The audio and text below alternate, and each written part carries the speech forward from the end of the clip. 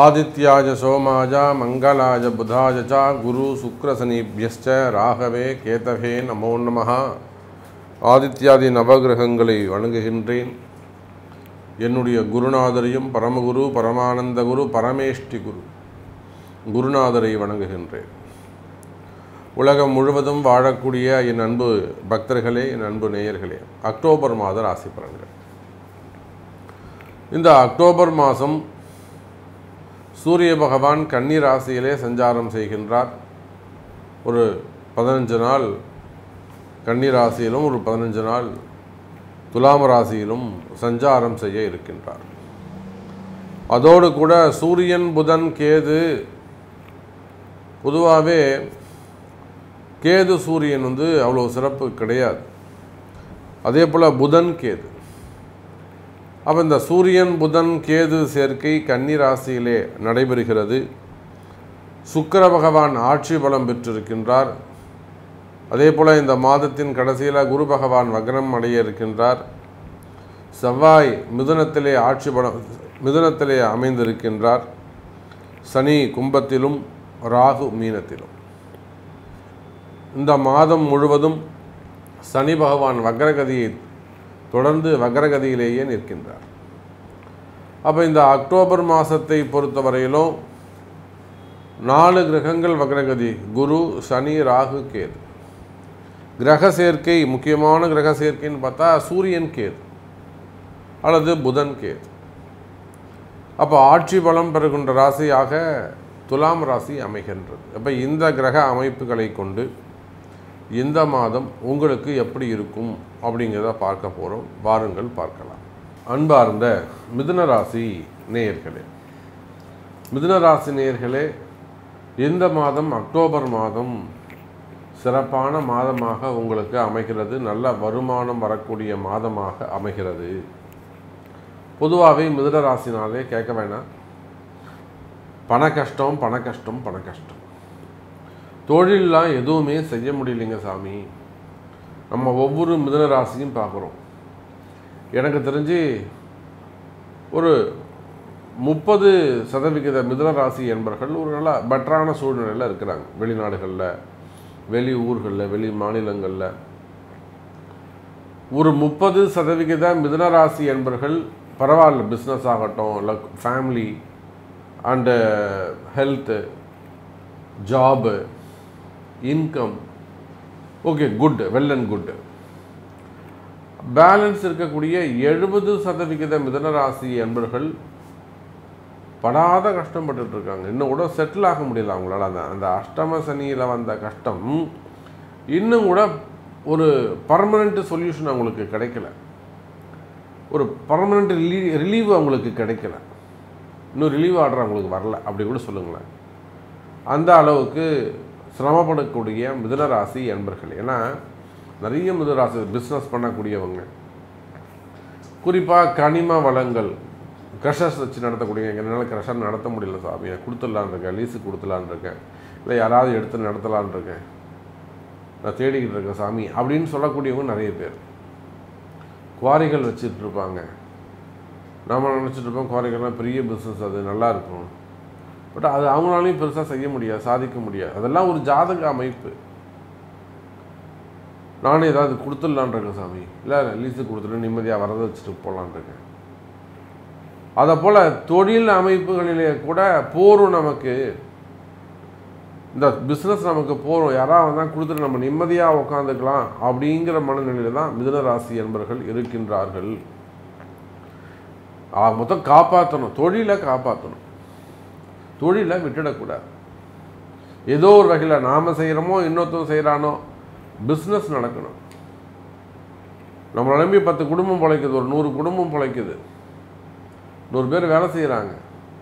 அந்த குடும்பத்துக்கு சோறு போடுற ஒரு தகுதியை ஆண்டவன் நமக்கு கொடுத்துருக்குறான்.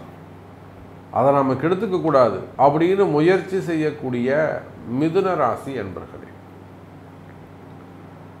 அப்போ நீங்கள் எந்த தொழில் செய்பவராக இருந்தாலும் சரி, ஹாஸ்பிட்டல்ஸ் வச்சு நடத்தக்கூடியவங்களாக இருக்கலாம், டாக்டர்ஸாக இருக்கலாம். இப்போ கூட நாங்கள் கோயம்புத்தூரில் ஒரு ஹாஸ்பிட்டலில் இதே மாதிரி சேம் ப்ராப்ளம், டைரக்டர்ஸ்குள்ளே சம் ப்ராப்ளம். பணங்காசு கொஞ்சம் வெளியில் சொல்ல முடியாத ஒரு சில பிரச்சனைகள். அது அங்கேயே தங்கியிருந்து 2 நாள் 3 நாள் அங்கேயே தங்கியிருந்து அதுக்கப்புறம் டிசைட் பண்ணி ஒரு பூஜையை செய்து கொடுத்துட்டு வந்தோம். கிட்டத்தட்ட 1 வாரம் அங்கே கேம்ப் போடுற மாதிரி ஆயிடுச்சு.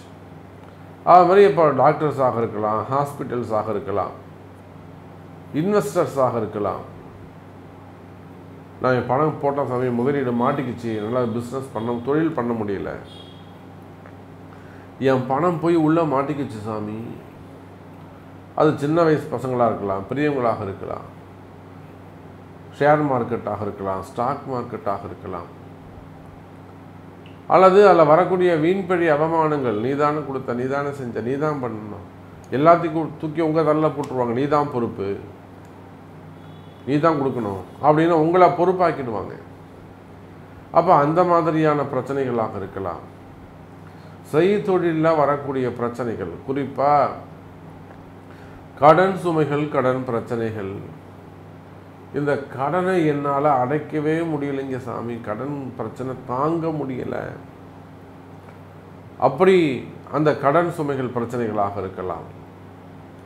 அப்போது இந்த மாதிரி செய்தொழிலில் பிரச்சனைகள் இருக்குமே ஆனால் அது உள்நாடாக இருந்தாலும் வெளிநாடாக இருந்தாலும் பிஸ்னஸில் அக்கம்பக்கத்தில் இருக்கக்கூடிய பிரச்சனைகளாக இருக்கலாம், இடதோஷங்களாக இருக்கலாம், தொழில் போட்டிகள், தொழில் எதிரிகள். வெளிநாடுகளில் எவ்வளோ சின்ன சின்ன கடைங்க வச்சு நடத்துகிறாங்க, அங்கெல்லாம் எவ்வளோ திருஷ்டி, எவ்வளோ தொழில் போட்டிகள், செய்வினை கோளாறுகள், இடதோஷங்கள். அவங்களுக்கு என்ன பிஸ்னஸ் சரியாக போகலை, பிஸ்னஸ் சரியாக போகலான்னு சொல்லுவாங்களே தவிர அதை தாண்டி என்ன காரணம் இருக்குன்னு அவங்களுக்கு கண்டுபிடிக்க தெரியாது, யோசிக்க தெரியாது. அதுதான் கால நேரம். இவனை போட்டு அதை அமைக்கணும், இவனை யோசிக்க விடாமல் கால நேரங்கள் தடுத்து விடும். அப்போ அந்த மாதிரி தொழிலில் பிரச்சனைகள் இருக்குமே ஆனால் கவலை வேண்டாம். மிதுன ராசி என்பவர்களை இந்த மாதம் சிறப்பான லாபம் கிடைக்கக்கூடிய மாதமாக இருக்கும்.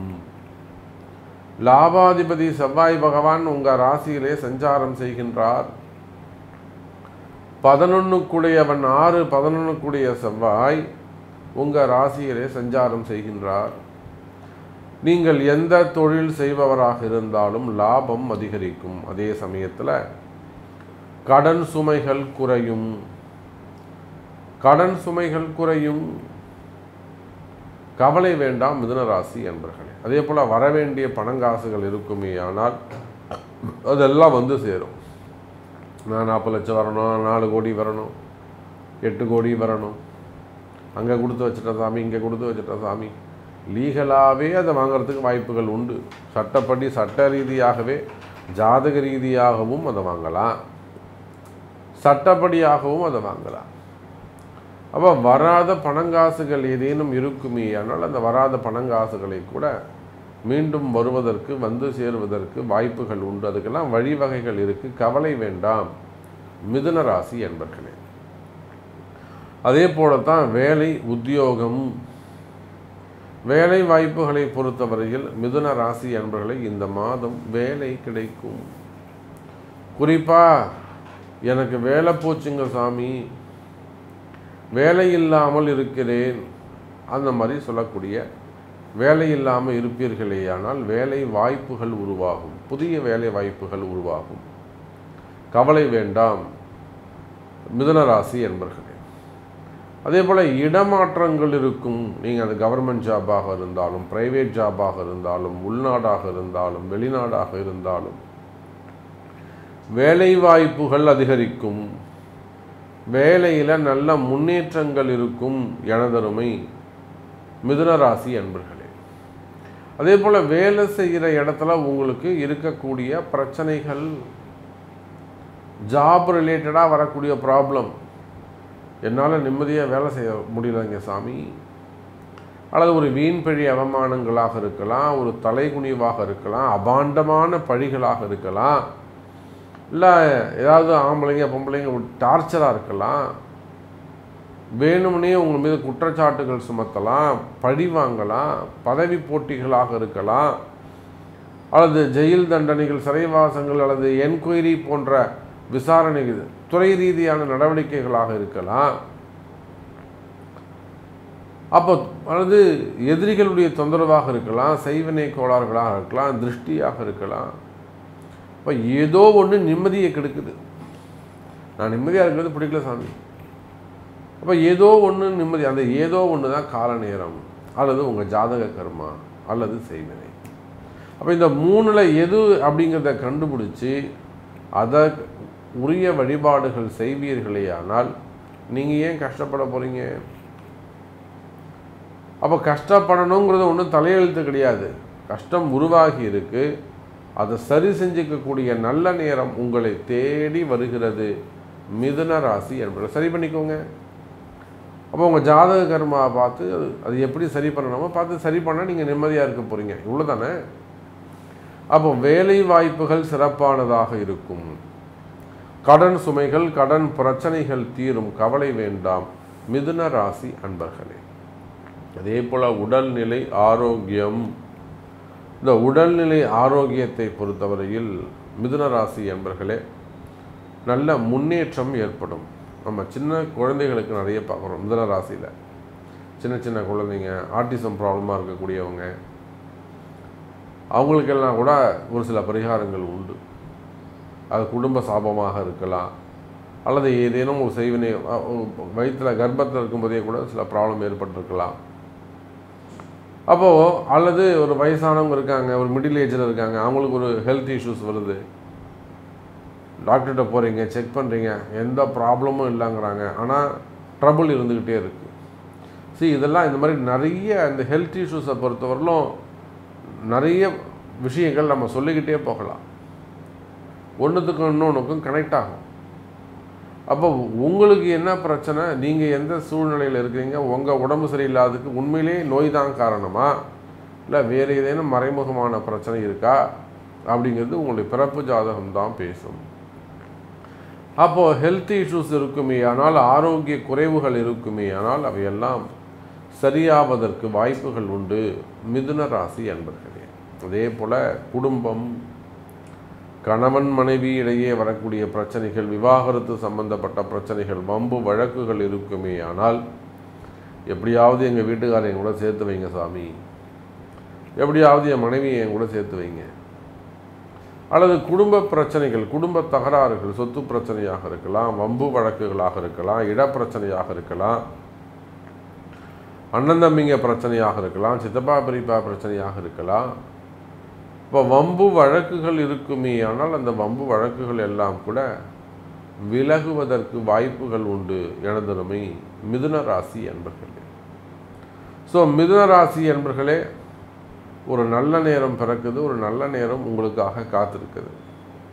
நீங்கள் இன்னும் என்னை பற்றி சொல்லவே இல்லையா சாமி அப்படின்னு உங்கள்கிட்ட கேள்விகள் இருக்குமே ஆனால், உங்களுடைய கேள்விகள் எதுவாக இருந்தாலும் உங்களுடைய பிறப்பு ஜாதகத்தை கொண்டு தொடர்பு கொள்ளுங்கள் என்பதை தெரிவித்துக் கொண்டு மீண்டும் வேறொரு அற்புதமான பதிவில் உங்களை சந்திக்கிறேன். நன்றி, நமச்சிவாயம். ஜெய் வராகி, ஜெய் ஜெய் வராகி.